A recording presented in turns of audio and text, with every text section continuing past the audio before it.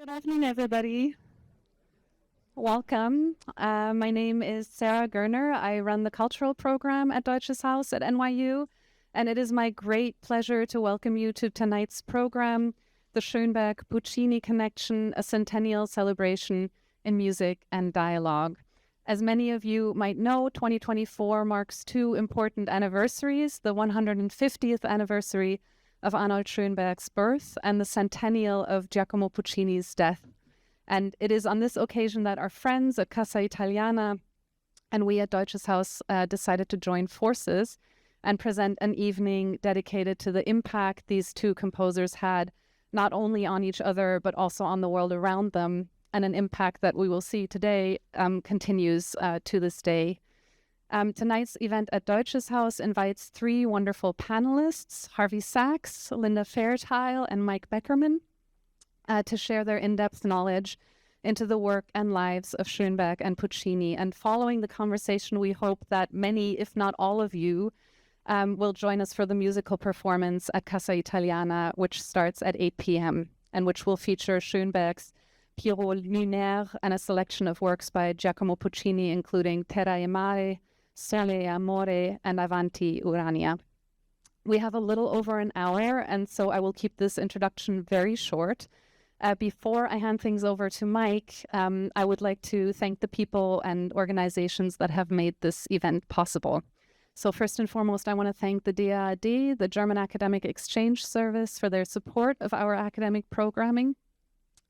I would like to thank our wonderful panelists, Harvey, Linda, Mike. Thank you so much for taking the time to be here and to share your knowledge.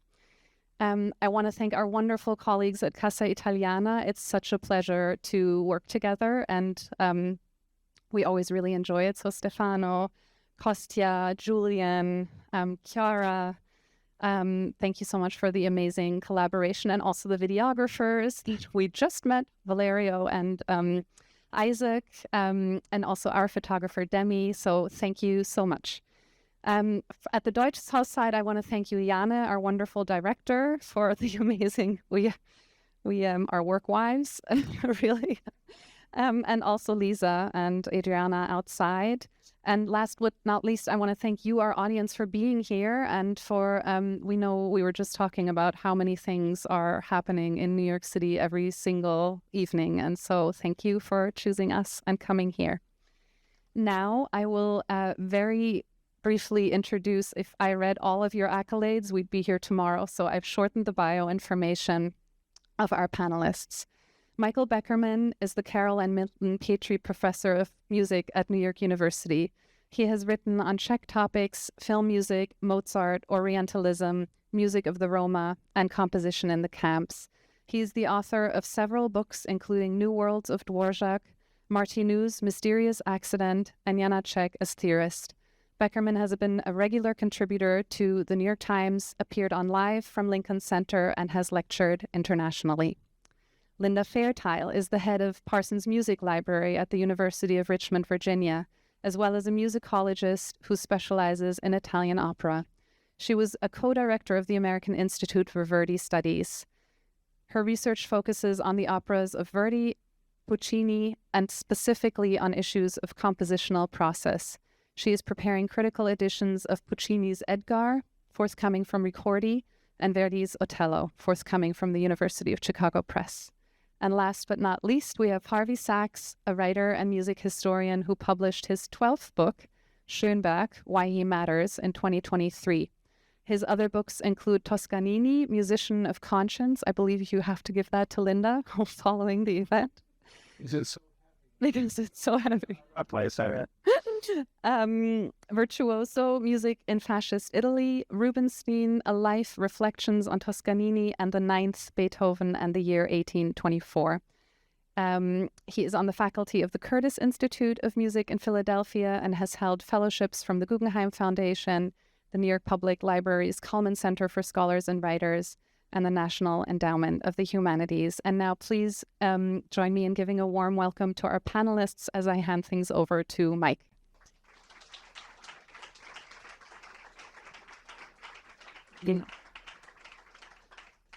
Thank you. Good evening, everyone.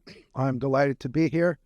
as you probably noticed when she recited my various subjects, it was neither Puccini nor Schoenberg, but beggars can't be choosers, and I crossed the street. I do say that when I bumped into one of my favorite colleagues in the field here, she said, "What are you doing here? You don't know anything about Puccini and Schoenberg." But they are composers who are quite dear to me. When I was at Columbia teaching music humanities in the 1970s, it was customary to take a quasi-teleological approach to the history of music. We were meant to begin with Gregorian chant, which the students despised. One of my colleagues who devoted half a class to the Dies Irae was accused in the course guide of spending 3 weeks on chant. The other end of the chronological spectrum was Schoenberg, better known as Eat Your Spinach. In other words, well, he did what he had to, and it wasn't always pretty, but educated people had to understand the historical significance and the courageous necessity of what he did, and they had to take it on the chin if they didn't like the sounds. So if Schoenberg was a must on the syllabus, Puccini could be there, but you could skip him to get more Wagner and Verdi in. In the scholarly circles I grew up in, Schoenberg was an incredibly prestigious subject, with the implication that any work on the composer would necessarily be at the highest level of academic complexity, whether the approach was historical, theoretical, or philosophical. One of my dissertation advisors was a Schoenberg student, and she had a framed calendar on her wall proudly highlighting each of her lessons with Schoenberg. As much as I adored Puccini, and I did, it was the first opera I saw live, Madama Butterfly in London. I confess I got the giggles. I was about 8. And my mother had spent a lot of time filling me in on the beautiful butterfly and the light butterfly, and then on the beautiful offstage voices, and then the soprano was enormous, and my brother and I got the giggles. But I loved it from the start. It was quite gorgeous. But as much as I adored him, the effects of Adorno and Adornian-style criticism, Kerman's put down of the composer, meant that he wasn't one of the bright lights in the field of musicology during my time in the U.S. He was like my study of subject of study, Janáček. I was discouraged from studying a second-rate Czech composer. Janáček's only saving grace was that he was arcane.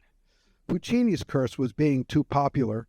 My old professor, Taruskin, used to talk about what he called the false converse. If serious music isn't popular, then something that's popular can't be serious. Puccini, one loved, but we didn't study him that much. Schoenberg, we didn't love, but was considered essential. Well, that changed for me in many different ways. Things have changed for Puccini scholarship. It's made crystal clear in Linda Fairtile's exhaustive guide to research and other publications of hers, and the amount and variety of Puccini scholarship now is impressive on so many levels. My dark relationship with Schoenberg changed dramatically when I invited his pupil, Leonard Stein, to come speak to my undergraduate non-major class at UC Santa Barbara. Instead of giving the whole historical necessity spiel, he simply sat down, played some of Schoenberg's piano music, and said, "Isn't that beautiful?" And it was, and the class found it so. Not to make too much of a point about it, but our careful historicizing, which we thought would somehow get students more involved in the music, actually had the opposite effect. When a wonderful pianist played the music live, it was Puccini-esque. And so the meeting between the two composers aside, which we'll hear more about at the beginning of this session this evening, I'm happy if the result of time passing is to make Schoenberg more Puccini-esque and maybe Puccini more Schoenbergian in the old sense. That is, a deep musical and dramatic thinker worthy of serious study. While our two speakers certainly weren't doing it intentionally, with their meticulous investigations, vivid writing, and brilliantly structured work, I believe they have achieved a balance that more effectively and accurately reflects the power and qualities of these two composers. Now, whether either composer can weather the current wave of changes in the Academy, or actually neither composer or any composer at all is at the center of study, is a broader question which we can take up or not as we go along. I might only point to the fact that this event is being sponsored by entities outside the Department of Music.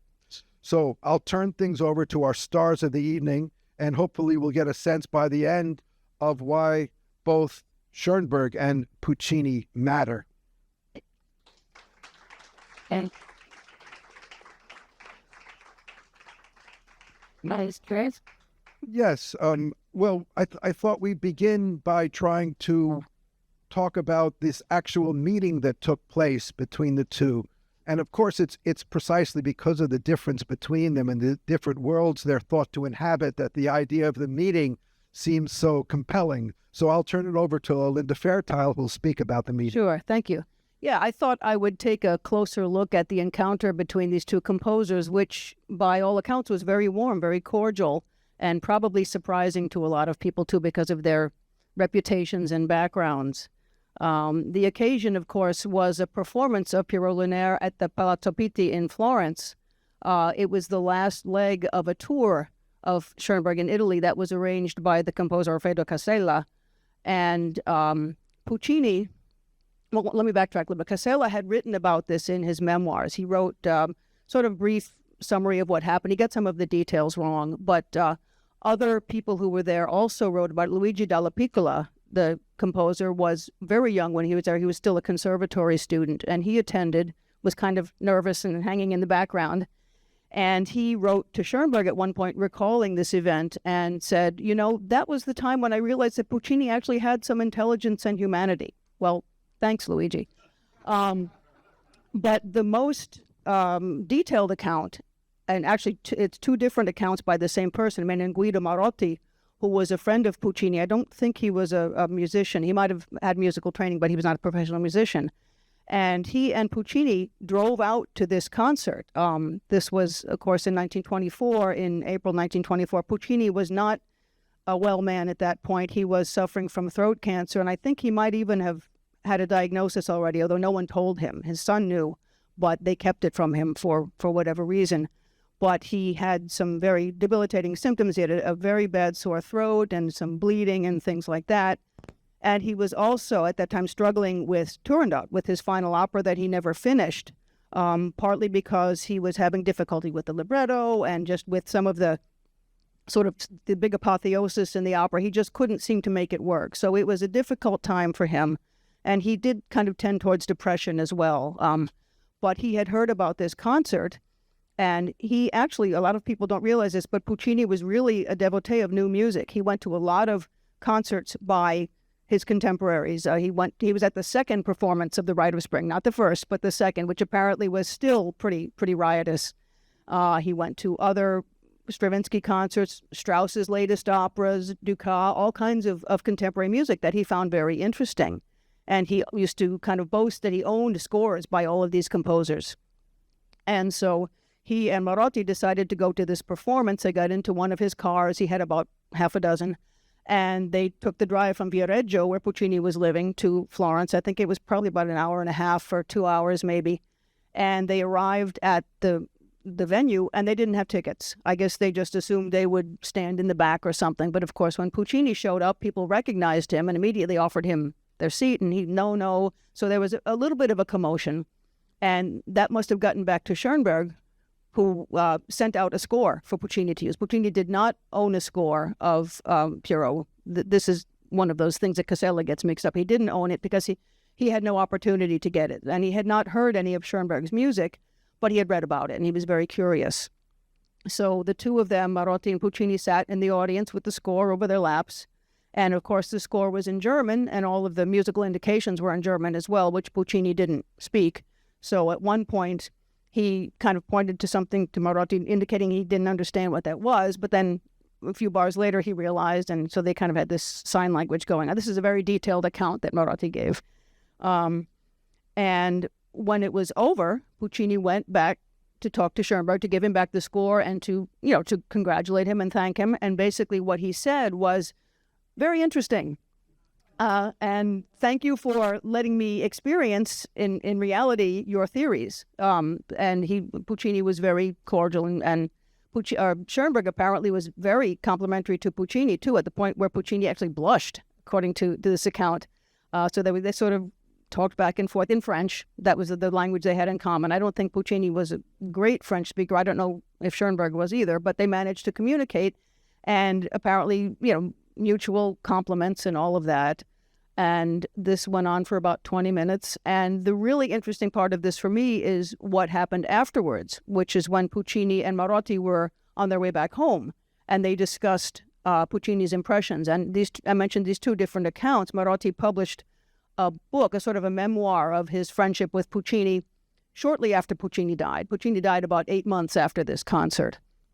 And so he had an account there. And then about 25 years later, he wrote a longer account of the same thing in an article. And they do kind of match up. So I'm hoping they're true. But in both cases, what Puccini said to him was, he used the word interesting a lot, which is kind of funny. I think all of us maybe have gone to a new music concert and said, oh, that's interesting. But Puccini said, nature has given us this hearing mechanism, and nature has given us this nervous system, and it's sort of naturally tuned to tonality. That was his belief. And he said, to write music like this, Schoenberg must have a different nature.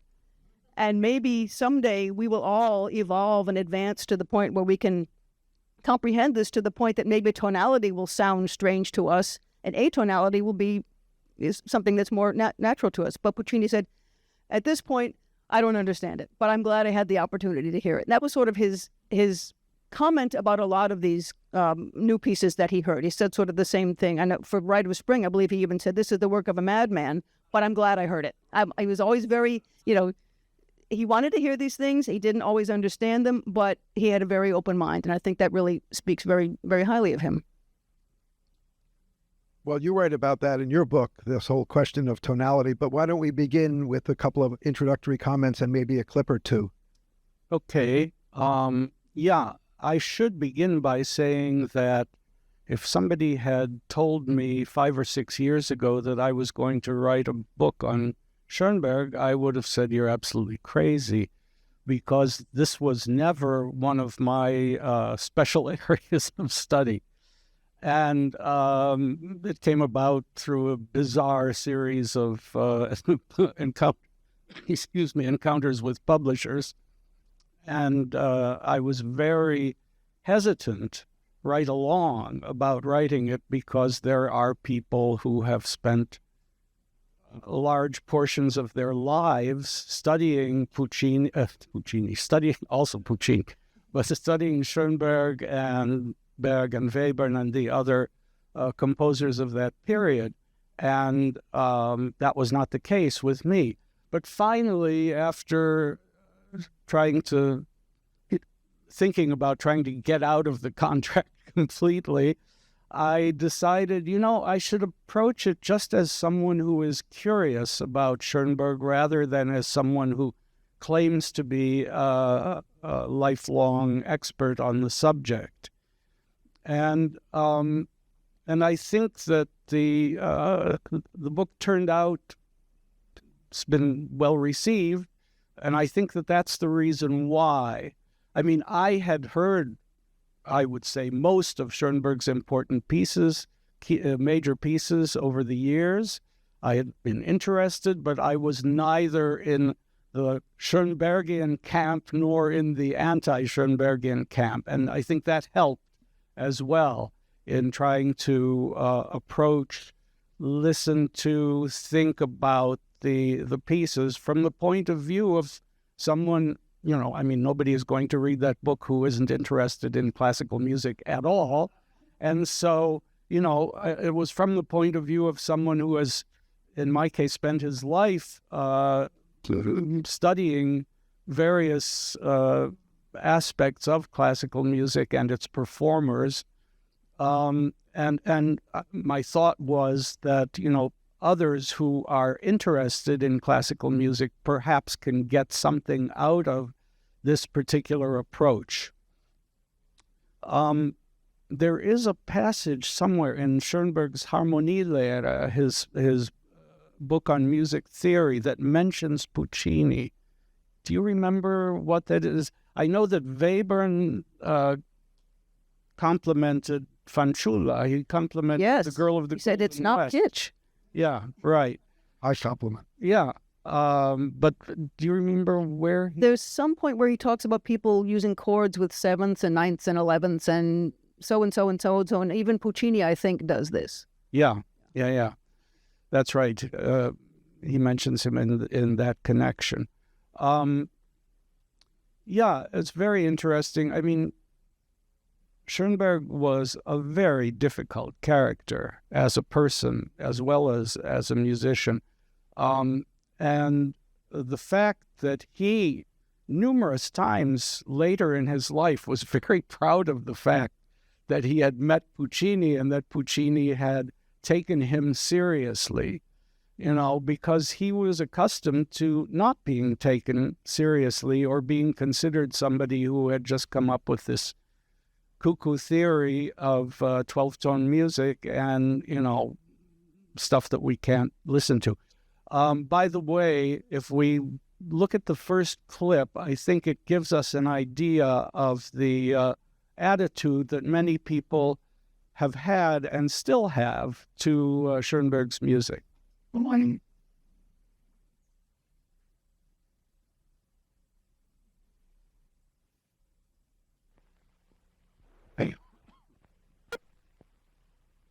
Arnie Schoenberg and his second Viennese school. Yes, friends, the International Matthias Bamert Society proudly presents its first exciting new album containing 187 of the all-time greatest hits from the beloved 12-tone master. You get selections like Moonstruck from Schoenberg's Pierre Lunaire.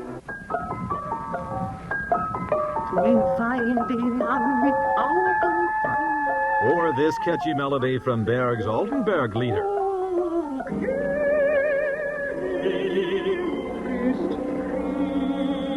And remember this from the romantic second movement of the symphony by Webern?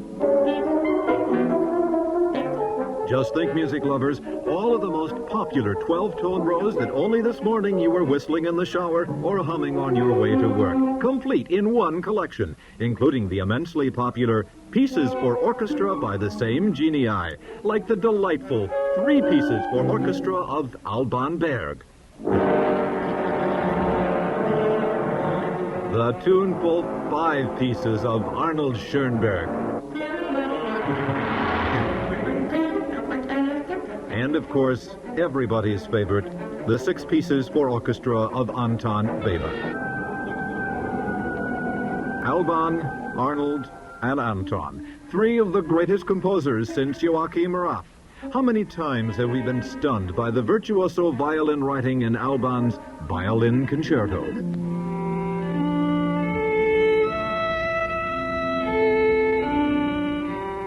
Or the rich melodic invention in Arnold's Klangfarbenmelodien.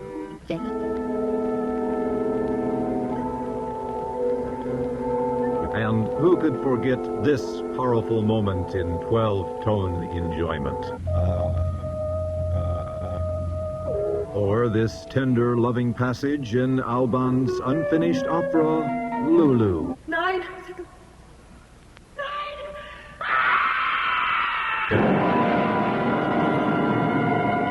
Ah, but that's not all. As an added surprise, there's a guest appearance from Igor Stravinsky.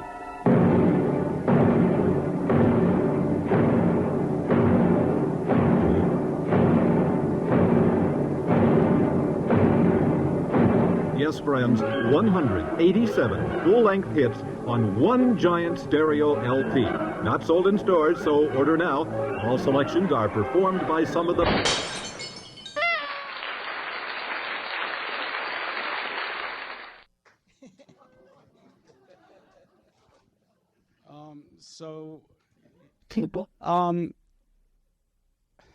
Yeah, this was very often the reaction that people outside the special interest group had.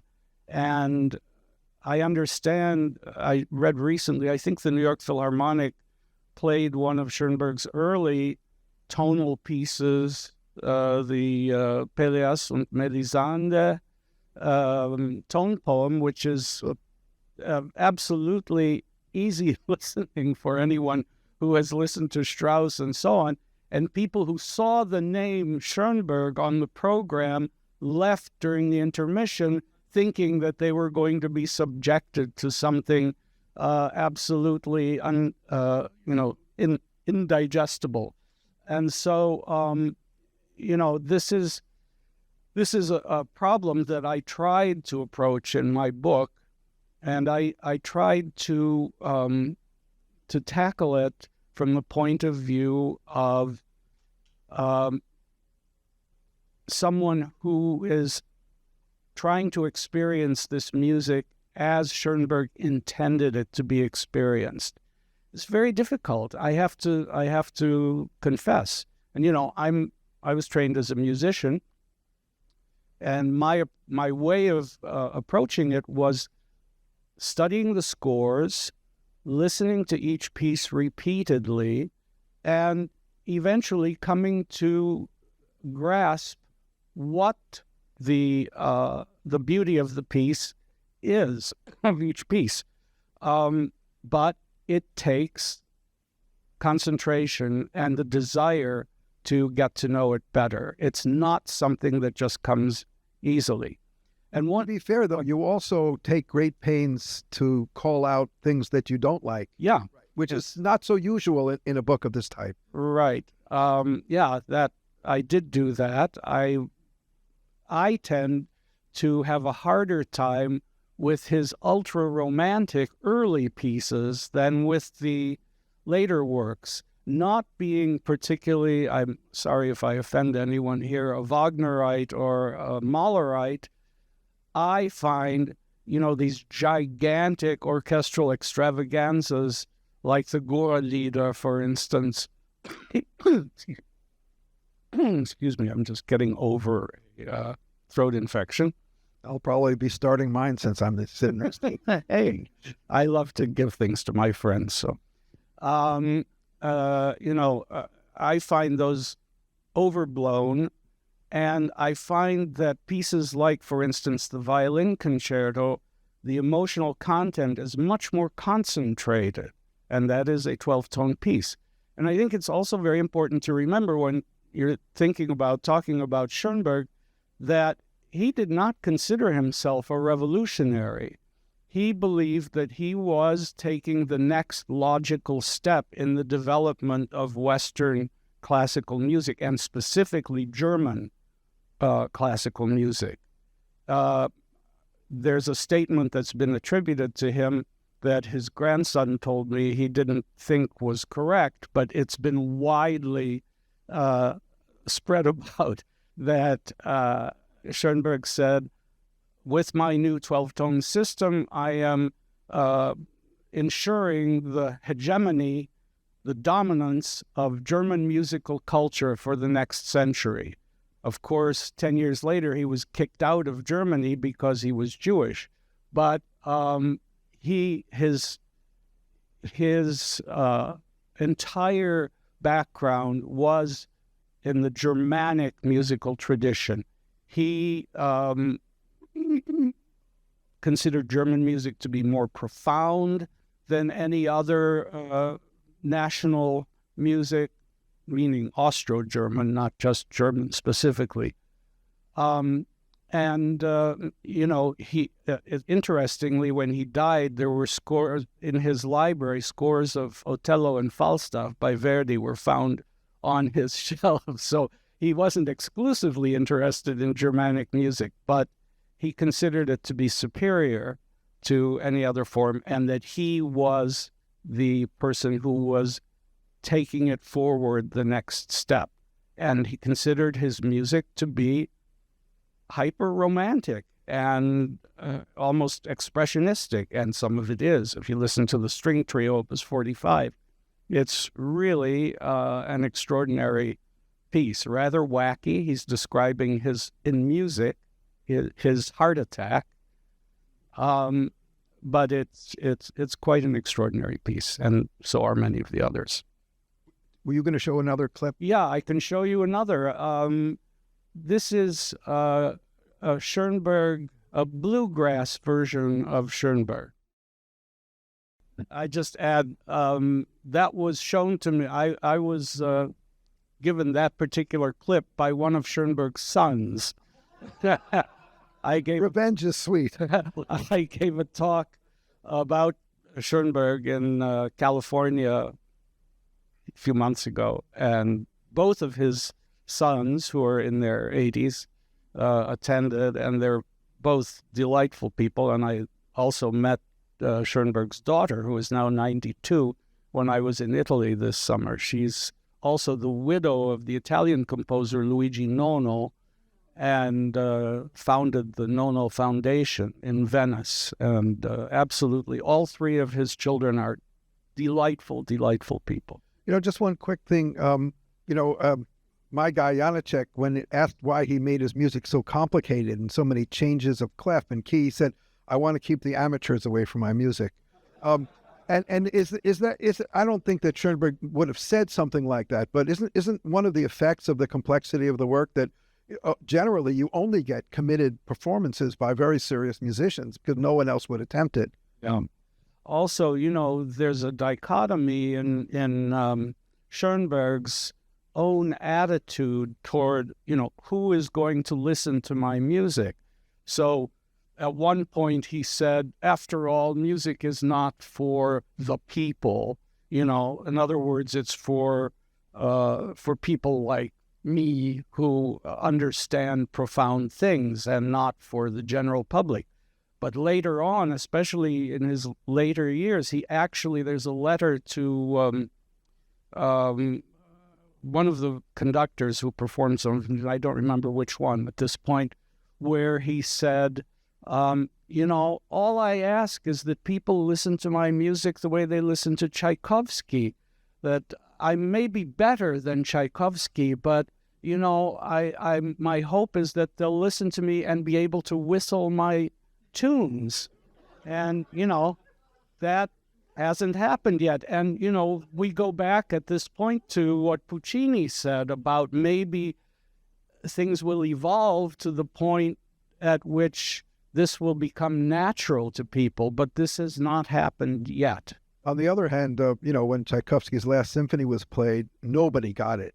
And then he died a few weeks later, and they said, "Oh, now we get it." So right. let's look at another thing, because Harvey's presented sort of one way to get to know a composer, but another way to get to know a composer is through sort of careful looks like you've done at compositional process. And one of the operas that's really not well known at all is Edgar. And I wonder if you could say something about that, and also your work on the different versions, etc. Sure. How much time do we have? Sir. Yeah. Edgar, for those of you who might not be familiar with it, I'm not surprised. It was Puccini's second opera and his first full-length opera. His first opera period was Le Villi, which he wrote for a contest, and it was a short one. And so he was given a contract to write a full-length opera, and that was this Edgar, which only had 3 performances in its original version, not because people always say it's because it failed and it was withdrawn, which is not true. They only ever planned 3 performances, but it was problematic in some ways. I mean, it was, again, his second opera, and it had a very strange story. If you can imagine Carmen and Tannhäuser having a baby, that's Edgar. And it was just bizarre, and he was kind of finding his way. So there were some clunky things and some old-fashioned things in it. But the interesting story about it is what happened to the materials afterwards, the scores. And that's what has made my work so complicated in my edition. I'm creating a critical edition, which is basically a type of score that takes into account all of the sort of authorized readings of a piece of music, not just an opera, but anything that's associated with the composer that we can trace to them. And the editor makes judgments as to what should go in the score, but then offers variants that performers can look at and decide, well, maybe I would like to do this instead because the editor says this came from this version. And so it can get very complicated depending on how many sources you have. And with Edgar, originally, there were very few sources. I'm setting aside the whole other problem of critical editions of Puccini, period, because he revised every opera multiple times. That was my dissertation topic, was Puccini's revisions, and I got a 450-page book out of it. So the question of what did he mean to be the final version of his opera, we really can't answer that, because there were so many different versions for different situations. But with Edgar, there was not much there, because the autograph score, which was in 4 acts, 2 acts had disappeared. The 4th act disappeared because they decided it wasn't working. Let's cut this opera down to 3 acts. Let's get rid of this thing.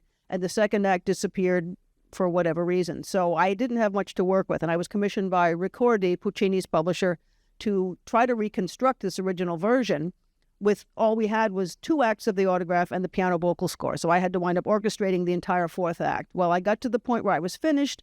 We were going to engrave it and have it performed. And they found the scores that were missing. So my 4th act went out the window. But I mean, we were very happy to find. Puccini's granddaughter had them. They were in her underwear drawer and she didn't realize or something. No, they were labeled in such a way that she didn't recognize what they were. So then we had the autograph, and that version was performed more or less. I kind of conflated it with the first printed score, which was done at La Scala, and which had changed the vocal category of one of the singers and changed other things, because basically Puccini had written one part for a mezzo-soprano. That woman got sick, so he rewrote it for a soprano.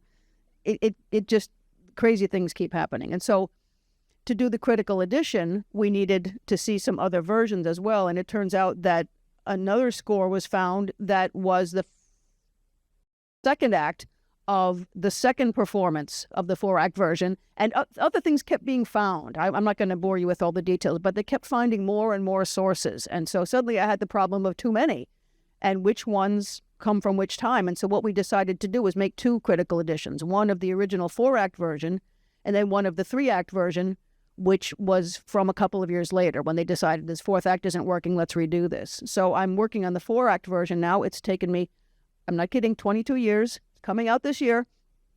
And the reason, again, for it taking so long is because I would think I was done, and here's another score. And I would have to put them in because they had Puccini's writing in them. Some of the ones were originally misidentified, and we realized it was a different sequence. It was just incredibly complicated, not to mention the fact that the handwriting was a mess and things were crossed out, and just all kinds of complications that any editor would find times 10, because all of these new scores kept popping up and we couldn't date them all. But so that's where we are with Edgar. and all of this for an opera that Puccini disowned. So we'll see. Do you have any inklings about possible performances? Have you been in discussions with any? There were discussions earlier when we thought we were done a few years ago, but I'm not sure at this point what's going to happen with that. Isn't it done recently? But yes, actually in 2008, my reconstruction of the La Scala version was done in Turin, and they made a DVD, and it's been done in a few places. But that is, again, that reconstruction of basically how it was done in its first performance. And the thing that I'm doing now is based more or less on how it was done in Lucca, which was the 2nd production of the 4-act. So like the last stand of the 4-act opera before he cut it into 3 acts. Yeah. Well, I mean, despite the mutual admiration, obviously there are vast differences in aesthetics and style between Puccini and Schoenberg. I just, out of curiosity, wonder what you think of how much of that is chronological. I mean, after all, he's 3/4 of a generation older than Schoenberg, right? Not really. No, Well, 15 years. He was born at the end of 1858, and Schoenberg was born in 1874. So, 15 years. That's an eventful 15 years. Yes, yeah. And mostly it's the geographical difference as well, even though everybody in Europe knew what was going on elsewhere in Europe, still there was a kind of clear or relatively clear division between what was happening in Italian opera. And I mean, there was the Wagner influence on everybody, right. Of course, certainly Puccini and certainly Schoenberg. But, I don't know. Well, what year was Pierrot written? I don't remember. 1911, 12. Okay, so that's 12. between Fanciulla del West and La Rondine. So, yeah. Yeah. But I just wonder, it's a sort of a question that's never going to be answered. But again, I work on Janáček, was born in 1854, and I wonder what he would have written had he been, born a little bit later. But he works into the 1920s, but there are survivals of ideas that he sort of came across in the 1860s and 70s. Yeah. I thought I would ask a couple of things. There one of the words that you use occasionally, lovingly, is muddle. You refer to several things as a muddle, and you say that he couldn't complete Jakobsleiter because it was a muddle or something. And I'm sort of curious, because I always think that pieces like the Beethoven's Ninth and the Magic Flute are kind of muddles, but they're completed. So is an overpacked muddle masterpiece out of the question, or were there other reasons maybe that he didn't finish it? Certainly a piece like Jakobsleiter, it's the philosophical muddle where he's trying to do too many things in one piece. It has religion, philosophy, everyday life. He's throwing in as much stuff as he possibly can. And I think in the end, he realized that it just could not be compressed into. And so, of course, eventually it was completed. That particular part of what was meant to be this enormous, 6-hour-long, massive piece, the Jakobsleiter itself was completed up to a point by one of his former pupils after the Second World War and after Schoenberg's death. He struggled with it. It was written during the First World War, as much of it as he completed. And Jacob's Ladder is the translation, the Jakobsleiter. He struggled with it then. He set it aside for a short time, he thought, and then, 25 years later, he decided he would take it up again. But he also, because he was ill physically, it was very difficult for him. But it is a muddle. It's a philosophical muddle, and maybe that's why he never managed to complete the thing. Yeah, I'm just a fan of overpacked masterpieces. Yeah, that they shouldn't work, and how can you put that together with that? But then there's something extraordinary that happens. Well, that's sort of what happens with Turandot, right, too. That Puccini, time ran out for him, obviously, but he was combining Chinese Fable and Commedia dell'arte. Of course, that was not original. Tim Gozzi had that in his original play. But for Puccini, this idea of cramming exoticism together with this Italian element, and then, of course, introducing the character of Liu, which was his invention. It was, trying to use her to soften Princess Turandot. That was the big problem that he could not overcome, how to get her from this sort of man-hating ice princess to a woman who's suddenly gaga in love. And Liu was sort of the tool to do that, but he couldn't quite make it work. And he was not a deep philosophical composer, but that was deep for him, for his kind of aesthetic, to try to figure out how to make this turn in this character. And all of those combined elements just didn't seem to gel and didn't seem to work for him. And that's where he got hung up. Yeah, and in the case, I'm thinking now of the Jakobsleiter of Schoenberg. He's combining elements from Balzac's Seraphita and from Strindberg and the Swedenborgian philosophy and all of that, and it's like it goes like that. It doesn't mesh. On the other hand, when it's well performed, it can make sense. There's the Berlin Philharmonic is about to put out Arnold Schoenberg edition for this 150th anniversary, and one of the pieces in it is the Jakobsleiter. I'm very curious to hear how Kirill Petrenko and the Philharmonic deal with the piece. Maybe just, since it's NYU, there has to be at least one downer question. So I'm wondering how you think about how both of these composers fare in the political climate today. You write about some of Schoenberg's pieces, which you think there's misogyny and things like that. Obviously, Butterfly is. How do either of you, if you wish to engage this question at all, think about these composers at this moment? Thanks. Well, I think I got to know these operas when I was a teenager, and so my views have kind of, pretty much solidified a while ago. But I can understand people with different backgrounds from mine being hurt by some of the elements in some of these exotic operas. I think in particular, the one we don't talk about as much being exotic, La Fanciulla del West. There's some really ugly Native American stereotypes in that are just really embarrassing, and it's difficult. I mean, some of them Puccini cut himself, I don't think because he was embarrassed, but because he felt like there was too much emphasis on these characters. But there have to be ways, without changing the music, without changing the text or something, to soften this. And I saw I reviewed a DVD performance, I can't remember where it was from, but it had Jonas Kaufmann and Nina Stemma, and they managed to make the characters more kind to each other. I mean, without changing anything, they managed to soften some of that really, really embarrassing stuff in there.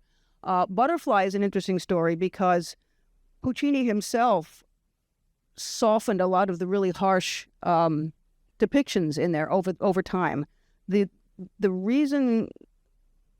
One of the reasons why the opera went through so many layers of revision is because he and his librettists came from sort of two different points. Puccini was more interested in the play by David Belasco, where he got the story from, and Luigi Illica, one of his librettists, was more interested in the short story by John Luther Long, which emphasized the East-West conflict more. So in original and the early versions of the opera, there was much more of this Pinkerton being a really nasty, ugly American and saying just awful things, and then the Japanese characters being more stereotypic as well. And Puccini gradually took some of that out, again, for various reasons, one of which was that he just felt there was too much emphasis on things. He wanted to get more to the love story. That was more his thing. But also because at one point, the opera was being performed in Paris in 1906, and the director there, Albert Carré, felt that a lot of that, and the way Kate Pinkerton was, being very, grabby with the baby and everything, wouldn't sit well with the French people. And there's kind of a history of Puccini kind of pulling his punches in the French versions of some of his operas because they felt that the public wouldn't stand for these things. And so Puccini himself was actually softening some of these really harsh depictions. Not to say that we should continue doing that. I don't believe in tampering with the text or the music of an opera, but I think there are ways to, again, soften what's going on. There was a production several years ago by the Pacific Opera Project, and they did something really fascinating. They, first of all, cast all of the Japanese roles with people of Japanese descent, so there were no Western characters with geisha makeup or anything, and they had all of the Japanese characters singing in Japanese, and then the American characters sung in English, and Sharpless and Goro were sort of the go-betweens. They sang in both languages to be kind of translators. And it was just fascinating. And of course, the director, I think the director might have been Japanese, or that might have been, there were Japanese people involved in the production as well. And so they didn't change the music, didn't change the text, but they found a way to interpret it in a more culturally sensitive way. And I found that really fascinating. And I think that we have to be very careful with those operas. And Puccini did not want to alienate his audience. I mean, he was a people pleaser. And if he knew that his works were really upsetting people, I think he would not be happy with that. Schoenberg, another people pleaser. Yeah, right. What would he have made of that? I don't think he would have cared in the least, actually, because he was somebody who was always butting his head against, everybody else. And part of his difficult character was that he needed to see himself as the guy who was leading music forward, and all these ignorant people didn't understand what he was doing. And he was, in that sense, he was his own worst enemy. I mean, he made enemies of people. One of my favorite quotes is a conductor who was supposed to have conducted one of his works and he wrote to him, I think it was a conversation, not a letter. He said, very politely, he said to Schoenberg, I don't feel I can conduct this music because I don't understand it. And Schoenberg's reaction is, well, why do you conduct Beethoven? You clearly don't understand him either. Talk about making friends and influencing people. It was like a bull in a china shop in his case. So I don't think he would have cared in the least. Well, right, but do we care? Since Schoenberg matters, I mean, are there texts that you would think are problematic to an audience, or pieces that have plots and things that you seem to imply that in the book? I have to remember what I wrote, and I don't know. Trying to think offhand about that. Yes, there the whole, Erwartung, for instance, which means anticipation.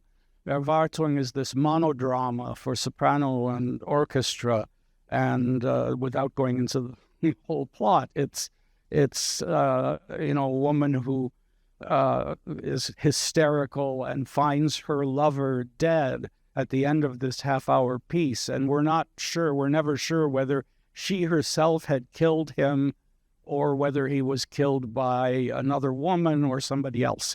And the whole text of the thing is this, the woman's jealousy, the woman's weakness. And it is also a muddle. As the text was by a young woman, Marie Pappenheim, who had studied psychology and so on. But anyway, should we still listen to it? I mean, yes, I think we should. I think we should, read Dostoevsky without censoring him, even though he was a terrible anti-Semite. And I think we should, be able to say, well, you have to separate the person from the work. Maybe just one more thing I'd like to ask you. One of the things that's so wonderful about your book is how committed you are and how vividly you write about these pieces. I wonder if you could even briefly pick a piece that really find exciting, that you think everyone should really just go home now and listen to, and just say something about it the way you write about it in your book. I mean, there are a number of pieces that, again, I think you have to listen to them more than once in order to get into them. But for instance, the string trio, which if you're not into 12-tone music, will strike you as complete insanity. But this piece is so vivid, it's so descriptive of his own health condition, his heart attack, and so on. It's a tremendously difficult piece. Also, the violin concerto. And in my book, I quote Hilary Hahn, wonderful violinist. I'm sure many of you have heard her. And she said it took her 2 years to really learn it thoroughly. I mean, she was doing other things at the same time, but she learned it over a 2-year period. And she specifically mentions its beautiful romanticism. And this is not a term that you think of when you hear it the first time. But if you listen to it several times and maybe think about what's going on in the score, you can hear that. Unfortunately, a lot of people listening to 12-tone music, because it's not tonal, hear the expressive parts entirely as kind of angst, and that's not what he's trying to communicate. He's got everything in there that all the romantic composers had, love and war and everything else. Yeah, there's a lot of waltzes in Schoenberg because, of course, every Viennese composer, when he wants to express joy or pleasure, writes a waltz. And there are lots of waltzes, even in Erwartung, not Erwartung, the Jakobsleiter. In the Jakobsleiter, there are waltzes. Wonderful. I think this might be a good time to throw out to our distinguished audience the opportunity to ask some questions of people up here. So please don't be shy. Yes, here. Here, wait. So you haven't said anything about Schoenberg writing Moses and Aaron. Right. Can you tell us something that you know there? Yeah, that's another incomplete work. His opera, Moses und Aaron, which he began writing around 1932, I think, 31, 32, never finished. It was supposed to have been a 3-act opera, and it's a very unusual piece, especially because Moses himself speaks. He does not sing.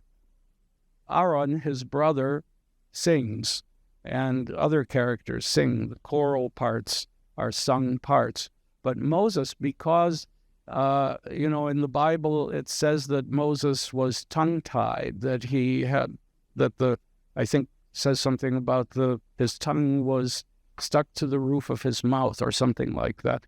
And so he decided that in order to sort of depict that, he makes him a speaking part instead of a singing part.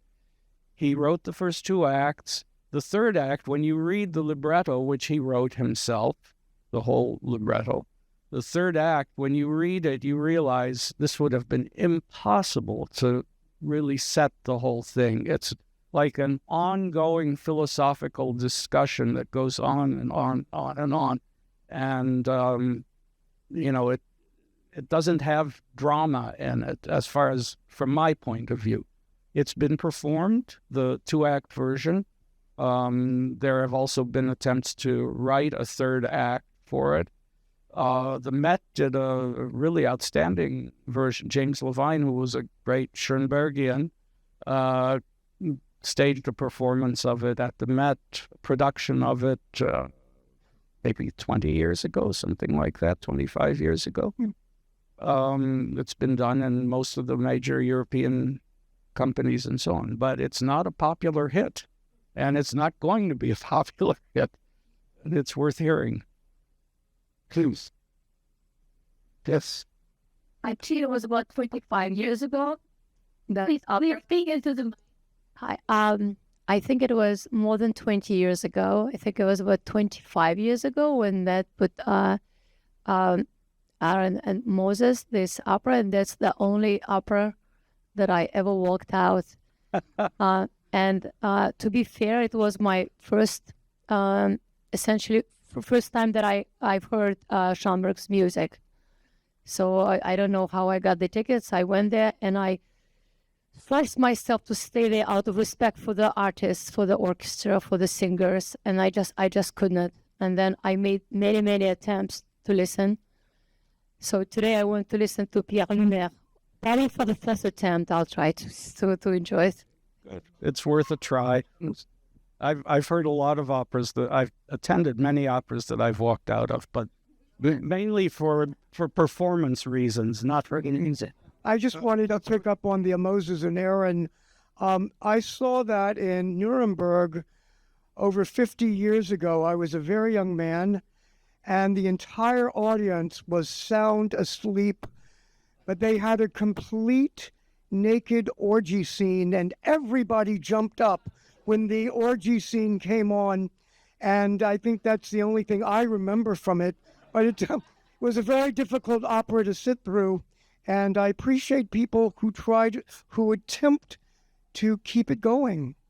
I don't know if my ears would ever accept it, but I say good for the people who are trying still. Thanks.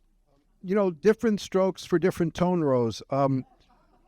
My experience, one of my colleagues was a composer when I was teaching in St. Louis at Washington University, and he described the performance, the production of Moses and Aaron that you attended 25 years ago, and he said it was the most beautiful thing he'd ever heard. Everybody was weeping. Everyone was so deeply moved. So again, there are all these different ways of responding to it depending on where you're coming from. And like my mother has liked every piece I ever wrote. She has a stake in me, of course. So anyway. Yeah. We have one. let's let this young lady ask. So he is a father. Just like one more thing. Moses and Aaron. Maybe I'm the only one that has played Moses and Aaron. I used to play with New York City Opera. We played the production before the Met did it with Christopher Keane conducting. And it was a great success. It was an incredible experience as a musician to play the music because we played, I think, maybe 8, 9 performances. The first performance, I had to concentrate just to my part. What do you play? Oboe. And so, because if you start listening, the person next to you, you got lost. Took by the 5th performance, I said, let me listen. I got more familiar with my part. I started listening to everybody else. I started discovering a fantastic opera. So, it's a matter, as you said, the more you listen, the more. Yes, absolutely. Yes, just a question about Puccini, because you mentioned that he was very open-minded and curious about everything that was going on in his own time. I was wondering, is there anything revolutionary in Puccini? Did he use any of the other experiences that he was open to, like atonal music? Is there anything that we find in his, like Turandot? Not atonal. There is one aria, and I actually, when I was asked for suggestions for the concert tonight, I should have mentioned this one because it's a really interesting aria called Amici Fiori from Suor Angelica, and it's something that has been cut. It's a scene where Angelica is getting ready to commit suicide, if you know the story, because she learned that her child has died. And she's sort of an herbalist, and so she's addressing the flowers that she's making poison out of. And Puccini wrote this in a very unusual for him tonal language. He wrote basically in Dorian mode, which is an older sort of mode that predates major minor scales, with lowered scale degrees. It's a very dissonant and kind of strange but beautiful aria. And people wouldn't sing it. They partly because he had done other things to the opera that lengthened her other aria, Senza Mamma, he made longer. And so some people complained that there was now too much happening before the death. So there were dramatic problems too. But also I think singers just found it too difficult and they took it out. And he was always very disappointed about that. And he would write to singers and say, please don't put the flowers back in. And but that is a very interesting aria and very progressive sounding. There are other places in Turandot in particular where he uses bitonality, sort of 2 keys at the same time.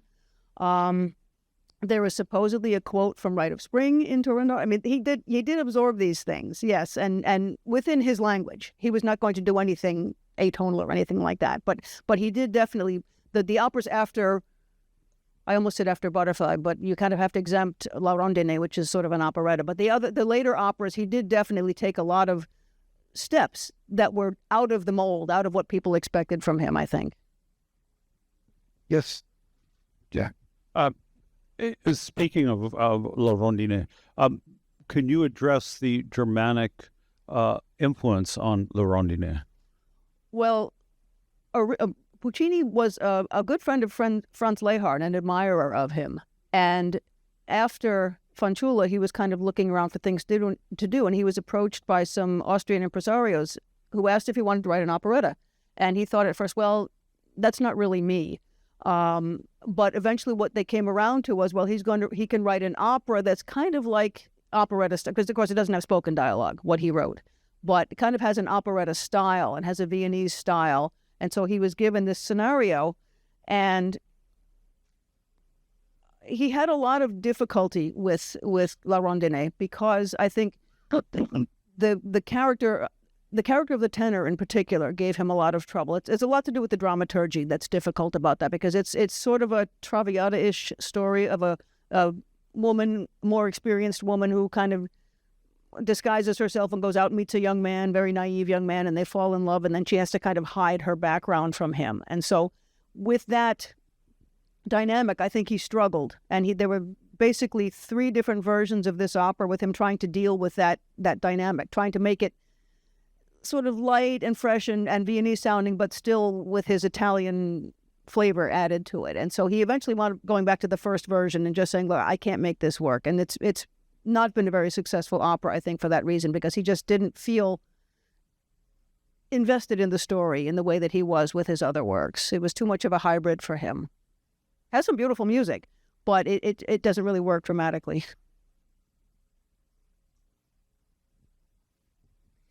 Thank you so much. This is fascinating.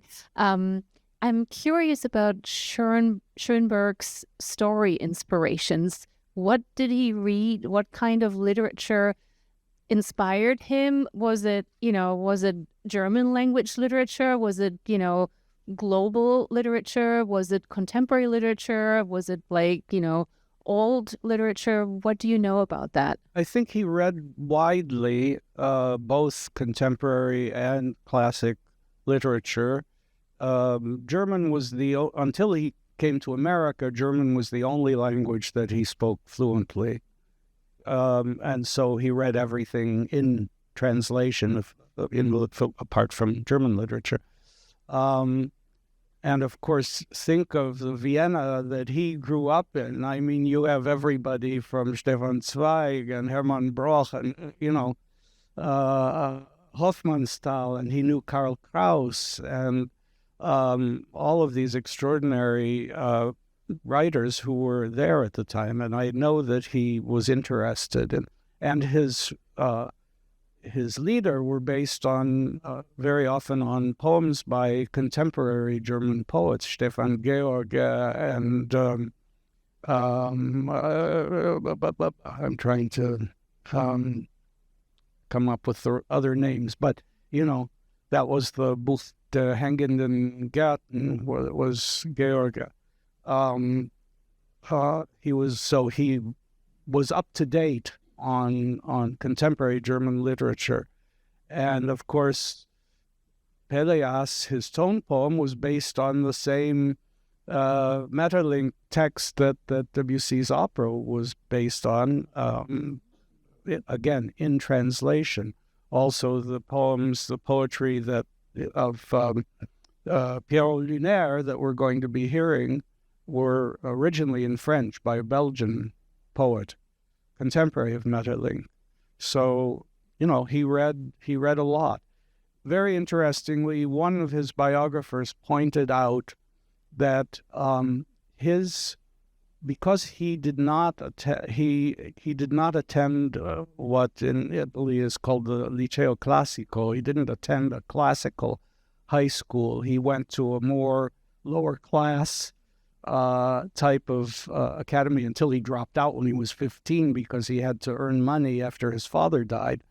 But his ancient references are always Old Testament. They are never Greek or Roman mythology or a little bit Christian, but mostly Old Testament, which is what he grew up with in his Jewish household. He was not a practicing he converted to Lutheranism out of convenience at a certain point, and then when the Nazis came to power, typical of his contrariness, he converted back to Judaism, but he never practiced any religion, but his references were Jewish and Old Testament, basically.